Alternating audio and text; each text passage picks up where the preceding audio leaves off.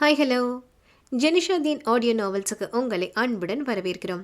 நான் ஆர்ஜே கிருத்திகா ராஜ். இன்னைக்கு நாம் எழுத்தாளர் ஜெனிஷாதீனின் அகத்திய அடைக்காதே அசுரதேவா கதையை தான் கேட்க போகிறோம். கதை கேட்டுட்டு பிடிச்சிருந்தா லைக் பண்ணுங்கள், கமெண்ட் பண்ணுங்கள், உங்கள் ஃப்ரெண்ட்ஸ் அண்ட் ஃபேமிலி கூட ஷேர் பண்ணுங்கள். அப்படி நம்ம சேனலை சப்ஸ்கிரைப் பண்ணிவிட்டு பக்கத்தில் உள்ள பெல் ஐக்கானையும் ப்ரெஸ் பண்ணிவிடுங்க. சரி, வாங்க கதைக்குள்ளே போகலாம். அத்தியாயம் 27. கையில் என்கவுண்டர் ஆர்டரும் முகம் கொள்ளா புன்னகையோடும் கலெக்டர் சபரிவாசனின் வீட்டில் இருந்து வெளியேறிய இந்தர் கைபேசியில் சஞ்சனா பள்ளிக்கு போன அபியை காணவில்லை என கூறியதும் ஒரு நிமிடம் உறைந்து நின்றவன், என்ன சொல்ற சஞ்சு என்று பதற அந்த புறம், காலையில் ஸ்கூலுக்கு போன அபி இன்னும் வீட்டுக்கு வரல இந்தர். ஸ்கூலில் கேட்டால் மதியமே யாரோ வந்து அவனை கூட்டிகிட்டு போனதா சொல்கிறாங்க.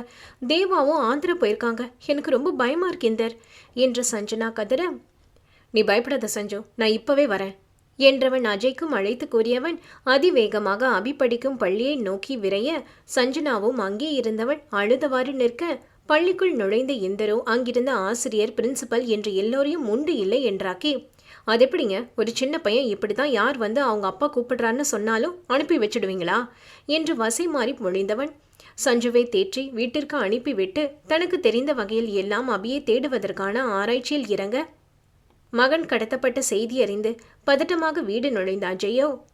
தேவா, அபிய காணும் தேவா என்ற கதறலோடு தன் நெஞ்சுக்குள் தஞ்சம் புகுத மனையாளே அணைத்து கொண்டவன் அன்னொடியும் கலங்காமல், அபியை யார் தூக்கியிருக்காங்கன்னு எனக்கு தெரியும் சஞ்சி, நீ அழாதடி, நம்ம பையனை நான் கூட்டிட்டு வந்துடுவேன் என்று கண்ணில் ஒரு கர்வத்தோடு சமாதானப்படுத்திய கணவனின் வார்த்தைகளில் அவனை நோக்கி ஒரு குற்ற பார்வை வீசிய பெண்ணவளோ, அப்ப என் பையன் காணாம போனதுக்கு நீங்க தான் காரணமா என்றவள், உங்களோட வன்முறை வாழ்க்கைக்கு என் பையனை பாதிக்கும்னு பயந்து தானே உயிரை நேசிச்சு உங்களை விட்டு நான் அன்னைக்கு ஓடி வந்தேன். நான் பயந்த மாதிரி இன்னைக்கு என் பிள்ளைய நானே தொலைச்சிட்டேனே என்று தன் சட்டையை பிடித்து உலக்கிய மனைவியை அதிர்ச்சியாக பார்த்தவன் அவள் கூறிய வார்த்தைகளில் ஸ்தம்பித்து நின்ற அஜய், சஞ்சி, என்னடி சொல்ற? நம்ம பிள்ளை காணாம போனதுக்கு நான் காரணமா? ஏண்டி இப்படியெல்லாம் பேசுற? ரொம்ப கஷ்டமா இருக்குடி என்றவாறு அவளை நெருங்கியவனை பார்வையாலே விலக்கி 2 அடி தள்ளி போய் நின்றவள், இவ்வளவு நாள நீங்க பண்ண பாவம்தான் இப்ப என் பிள்ளை தலையில வந்து விடிஞ்சிருக்கு. அந்த பாவப்பட்ட கையால என்னை தொடாதீங்க. என் பிள்ளைக்கு மட்டும் ஏதாவது ஆச்சு, நான் உங்களை சும்மா விட மாட்டேன். போங்க இங்கிருந்து, போங்க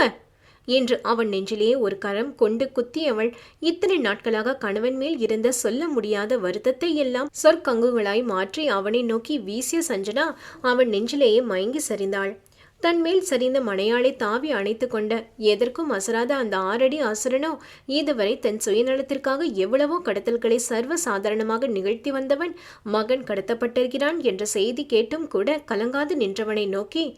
என் மகனோட நிலைமைக்கு நீங்க தான் காரணம் என்று அவன் மனையாள் வீசிய வார்த்தைகளோ அவன் இதயத்தையே குத்தி கூறு போட, என் பிள்ளைக்கு மட்டும் ஏதாச்சும் ஆச்சு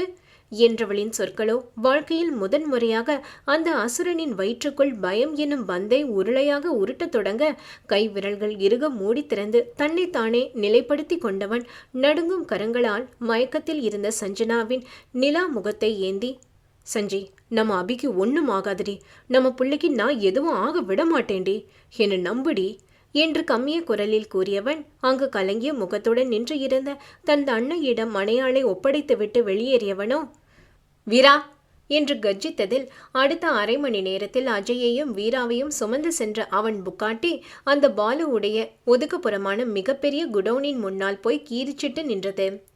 பாம்பின் கால் பாம்பறியும் என்ற பழமொழிக்கிணங்க தன் மகனை கடத்தியது பாலுதான் என்று கண்டு கொண்ட அஜய் வீரா மூலம் அடுத்த அரை மணி நேரத்தில் அவன் இருக்கும் இடத்தையும் அறிந்து கொண்டவன். தன் போலீஸ் பதவியை வைத்து அபி இருக்கும் இடத்தை ட்ரேஸ் பண்ணிய இந்தர் அங்கு வந்து சேர்வதற்குள் அஜய் தேவ் அவ்விடத்தில் நெருங்கி இருக்க, அங்கே குட்டி பையன் அபி கத்தி முனையில் அழுதவாறு அமர்ந்திருக்க, அஜய் மேலுள்ள ஆத்திரத்தால் அவன் மகனை தூக்கி வந்த பாலுவோ அங்கிருந்த நாற்காலியில் கால் மேல் கால் போட்டு அமர்ந்திருந்தவன். தன் குடவுனின் கதவை உடைத்து கொண்டு உள்ளே நுழைந்த அஜயின் பொக்காட்டியை கண்டவன் சற்றே திடுக்கிட்டு எழுந்தாலும், வாடா வா, நான் நினைச்சதை விட சீக்கிரமாவே வந்துட்டேன், புள்ள மேல அவ்வளோ பாசமா என்று சிரித்த பாலுவின் மேல், டேய் என்று பாய்ந்த அஜய் அவன் நெற்றி பொட்டில் தன் பிஸ்டலை வைக்க அவனோ பயப்படாமல் சிரிக்க, அப்பொழுதுதான் 2 பேரின் கத்தி சிறையில் தன் எதிரே இருந்த மகனை பார்த்த அஜய் டாடி என்று அவனின் அலறலையும் கேட்டவன், அபிகண்ணா என்று மகனை நோக்கி கத்தியவன், டே, என் மகனை விட்டுடா என பாலுவின் தலையில் தன் பிஸ்டலால் அழுத்தியவாறு பார்த்த பாலுவின் அடியாட்கள், டேய், அண்ணன் மேல கைய வச்ச உன் புள்ள அவ்வளோதான் என்று அபியின் குரல் வலையை நெருக்கப் போனவனை பார்த்து, வேண்டாடா, அவனை ஒன்றும் பண்ணாதடா என்று கூவிய அஜய்க்கு அந்நொடி தான் ஒரு டான் என்பதும் தன் கையில் இருப்பது பவர்ஃபுல்லான துப்பாக்கி என்பதும் அதை வைத்து அங்கிருப்பவர்களை சுட்டுத்தள்ள முடியும் என்பதும் கூட மறந்திருக்க, இந்த நிமிடம் தன்னை அபியின் தந்தையாக மட்டுமே உணர்ந்திருந்தவனின் செவியில், நீங்க பண்ண பாவந்தான் என் மகன் தலையில வந்து விடிஞ்சிருக்கு என்ற சஞ்சுவின் வார்த்தைகளை மீண்டும் மீண்டும் எதிரொலிக்க, அந்த பாலுவின் தலையிலிருந்து மெல்ல தன் துப்பாக்கியை அகற்றியவன், டேய், என்ன வேணா பண்ணிக்கோ, என் பையன் உடம்புல ஒரு சின்ன கீறல் விழுந்தா கூட உனக்கு நரகத்தை காட்டாம விட மாட்டேன்டா, என் பையனை விட்டுடா என்ற அஜயின் வார்த்தைகளோ மகனுக்கான பதற்றத்தில் சற்றே உடைந்து போய்தான் வெளியேற, மகன் இருக்கும் தோற்றத்தை பார்த்தவனின் விழிகளோ அவனையும் அறியாது கண்ணீரைத்தான் கொட்டியது. எதற்கும் கலங்காத தி கிரேட் டான் அஜய் தேவ் முதன் முறை தன் புதல்வனுக்காக செய்வதறியாது திகைத்து விழி கலங்கி நின்றவனை பார்த்து மீண்டும் கைகொட்டி சிரித்த பாலுவோ, ஏண்டா அஜய் தேவா, அப்படி நான் என்னடா பெரிய தப்பு பண்ணிட்டேன்? நீ பொருளை கடத்தின, நான் பொண்ணை கடத்தினேன், நீயும் நானும் ஒன்று தானடா. நீ என்னமோ பெரிய உத்தமன் போல அந்த ஏசிபி கூட சேர்ந்துக்கிட்டு என்ன தூக்கி உள்ள வச்சு என்னோட இத்தனை வருஷம் அரசியல் வாழ்க்கைக்கு ஒரே நாள் ஆப்பு வச்சல, உனக்கு நான் பதிலுக்கு ஆப்பு வைக்க வேணா என்று சீரியவனோ அபியை பிடித்திருந்த தன் கைக்கூலிகளை நோக்கி, டேய், தி கிரேட் அஜய் தேவே தன் பிள்ளைக்காக இப்படி கலங்குறாரு, நீங்க என்னன்னா அவர் பிள்ளைய கட்டி வச்சிருக்கீங்க, அவுத்து விட்டு அவனை தூக்கி இங்க கொடுங்கடா என்க, அபியை பிடித்திருந்த அடியாட்களோ அபியை தூக்கி கொண்டு பாலுவை நோக்கி நகர, அதை பார்த்த பாலுவோ, டேய் மாறி, உனக்கு தான் கால் வலின்னு சொன்னேலடா, அப்புறம் ஏண்டா நடக்கிற? அவன் அஜய் தேவோட பையன்டா, அவனை அங்கிருந்தே தூக்கி போடு, அவன் அழகா டைவடிச்சு வரட்டும்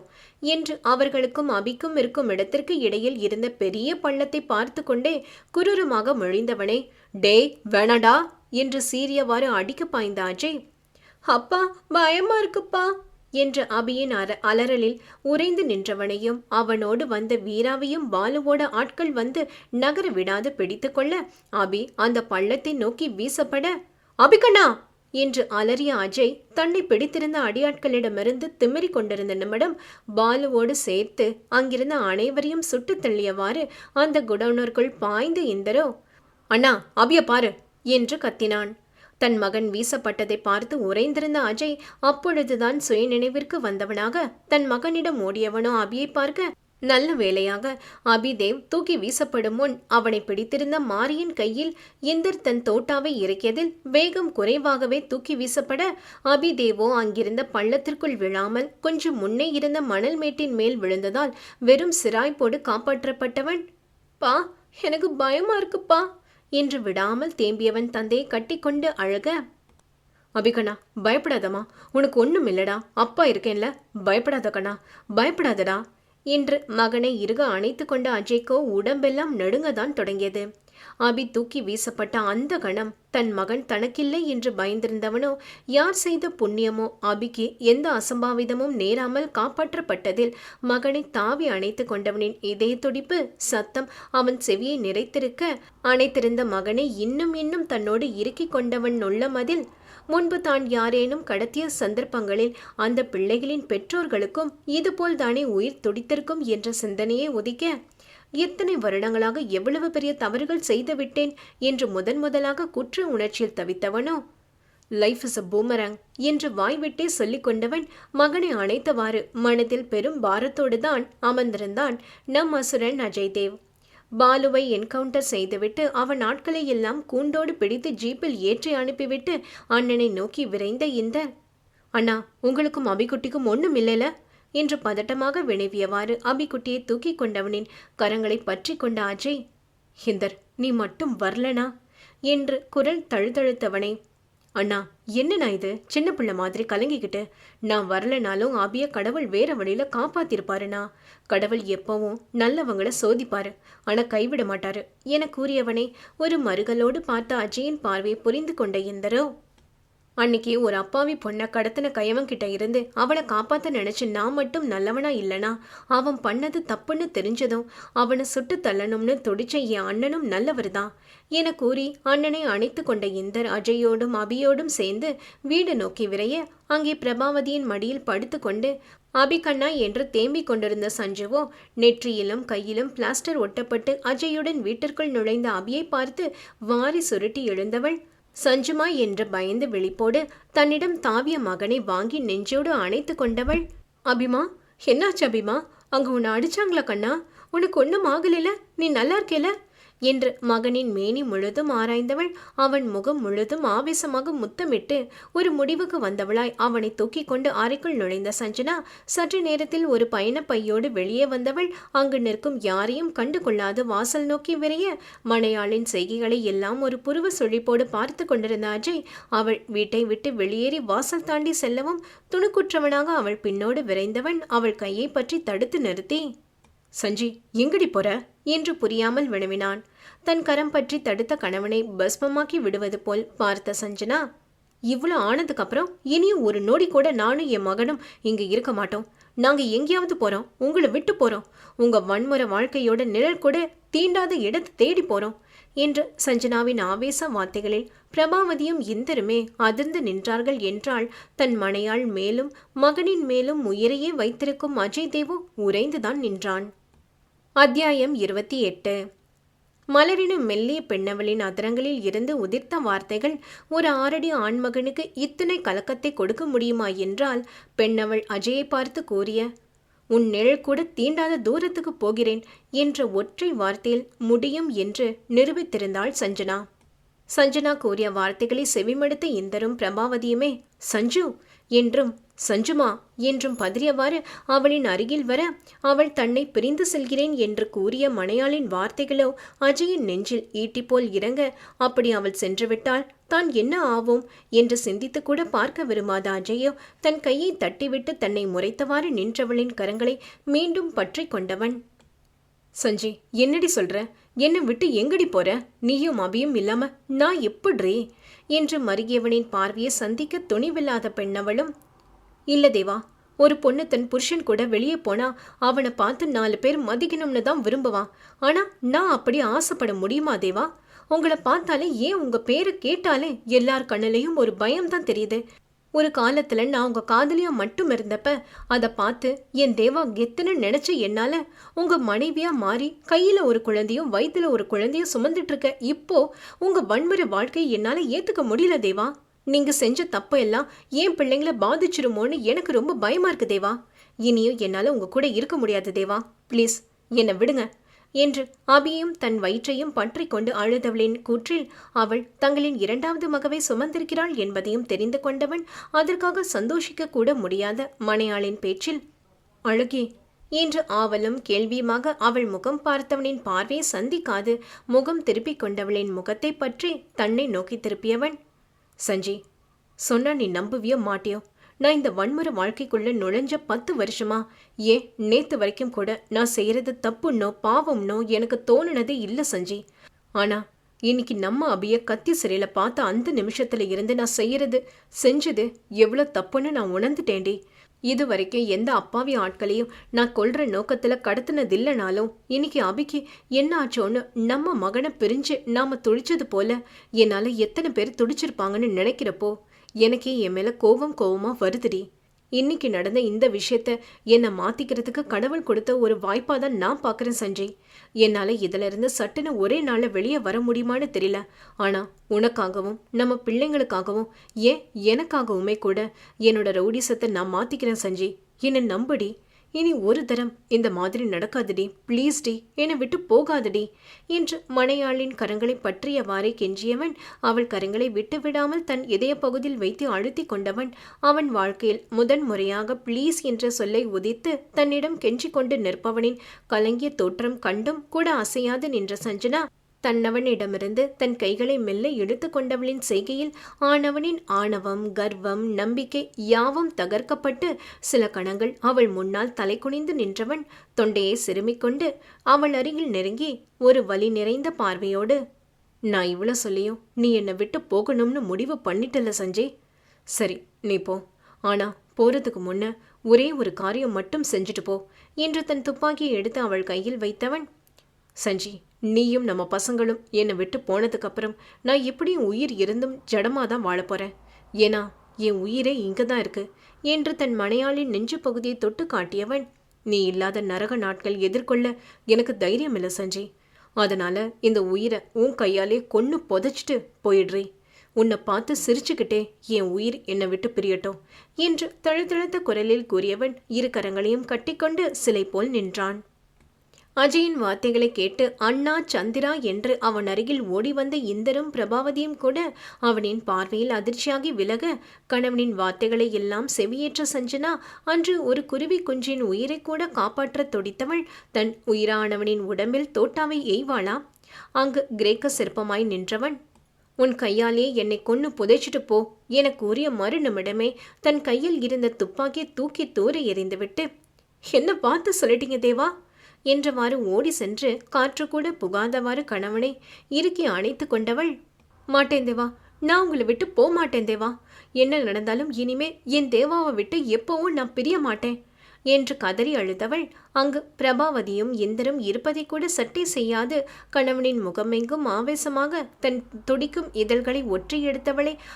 அவனும் தன் நெஞ்சிற்குள் புதைத்து கொண்ட அஜய், அவளுக்கு இணையாக அவனும் மலையாளுக்கும் மகனுக்கும் முத்தத்தாலே அபிஷேகம் நடத்தியவனின் வதனத்தில்தான் அத்துணை நிம்மதி, அவ்வளவு மகிழ்ச்சி. அஜயின் சிறு வயது நரக நிமிடங்களை எல்லாம் பெண்ணவள் காதல் என்ற ஒற்றை சொல்லால் அவனுக்கு சொர்க்க நிமிடங்களாக மீட்டுக் கொடுத்த அவனின் தேவதை பெண் மீண்டும் அவன் கைகளுக்குள் கிடைத்ததில் ஆனவன் சுற்றம் மறந்து வெட்கம் துறந்து தான் நின்று இருந்தான் தன் தேவதை பெண்ணை அணைத்தபடி. தம்பதிகளின் ஆழ்ந்த அன்பையும் அஜயின் இனிய மாற்றத்தையும் கண்டு மகிழ்ச்சியுற்ற இந்தரும் பிரபாவதியும் ஒருவரை ஒருவர் பார்த்து சிரித்து கொண்டவர்கள். நிமிடங்கள் பல கடந்தும் கூட தங்கள் மோன நிலையிலிருந்து வெளிவராமல் விலகாது நின்று இருந்த தம்பதியரை பார்த்து தலையாட்டி கொண்ட இந்தரோ மெல்ல அவர்களை நெருங்கியவன், அண்ணா, நீங்க 2 பேரும் விடிய விடிய கூட இப்படி நில்லுங்க. அதுக்கு முன்ன உங்களுக்கு இடையில மாட்டிக்கிட்டு நான் சிங்கி போயிருக்கிற அபிய மட்டும் என்கிட்ட கொடுத்துருங்க. பாவம் சின்ன பையன் என்று சோகமாக முகத்தை வைத்துக்கொண்டு கூறியவன் வார்த்தைகளில் சட்டென்று விலகிய தம்பதி ஆபிக்குட்டியை நோக்கிவிட்டு அங்கிருந்த பிரபாவதியும் இந்தரையும் பார்த்து அசடு வழிந்தவாறு நிற்க, வேகமாக அவர்களை நெருங்கிய பிரபாவதியோ, இனிமேல் 2 பேரும் இப்படியெல்லாம் பேசிக்க மாட்டேன்னு எனக்கு சத்தியம் பண்ணி கொடுங்க என்று கேட்டு மகனையும் மருமகளையும் அணைத்து கொண்டவர் அவர்களை வீட்டிற்குள் அழைத்து சென்று மகன் மனம் மாறி இருப்பதற்காகவும் மருமகள் உண்டாகி இருப்பதை கொண்டாடவும் கமலா அம்மாவோடு இணைந்து இனிப்பு செய்து எடுத்து வந்தவர் மூத்த மகனையும் மருமகளையும் பேரனையும் அமர வைத்து அவரை தன் கைகளால் அவர்களுக்கு இனிப்பை ஊட்டிவிட அதை பார்த்த இந்தரோ, அம்மா எனக்கு என்றபடி ஆவலோடு அருகில் வர, சற்று முன்னர் மெய்மறந்து நின்று இருந்த தங்களை சீண்டிய தன் தோழனை இப்பொழுதுதான் சீண்டும் நோக்கத்தோடு, இது நாங்க சொன்ன குட் நியூஸுக்காக எங்களுக்காக செஞ்ச ஸ்வீட் இந்தர், இதுல நீங்க எப்படி பங்கு கேட்கலாம் என்ற சஞ்சுவின் பேச்சில் சிலிர்த்து கொண்ட இந்தரோ, நாங்களும் குட் நியூஸ் வச்சிருக்கோம்ல என்று ஒரு மாதிரியாக கூறியவனை பார்த்து, டே என்று பதறிய அஜயோ, இன்னும் உனக்கு கல்யாணமே ஆகலடா, அதுக்குள்ள குட் நியூஸா என்று வார கணவனின் கிண்டலை ரசித்து சஞ்சுவும் அவனுக்கு கையடித்து கொள்ள தன்னை வாரிய அண்ணனையும் அவனுக்கு கையடித்து சிரித்த சஞ்சுவையும் மாறி மாறி பார்த்தவன் மெல்ல நடந்து அஜயின் அருகில் வந்து அவனுக்கு மட்டும் கேட்கும் வண்ணம், அண்ணாச்சி, உங்களை போலவே எல்லாரையும் நினைச்சா எப்படியே, நாங்கெல்லாம் அப்படி அவசரப்பட மாட்டோம் என்று அஜயை பதிலுக்கு வாரிய இந்தர் சஞ்சுவிடம் திரும்பி,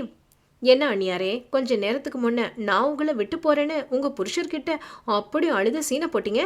இப்ப உங்க புருஷர் கூட சேர்ந்துகிட்டு என்னையே ஓட்டுறீங்களா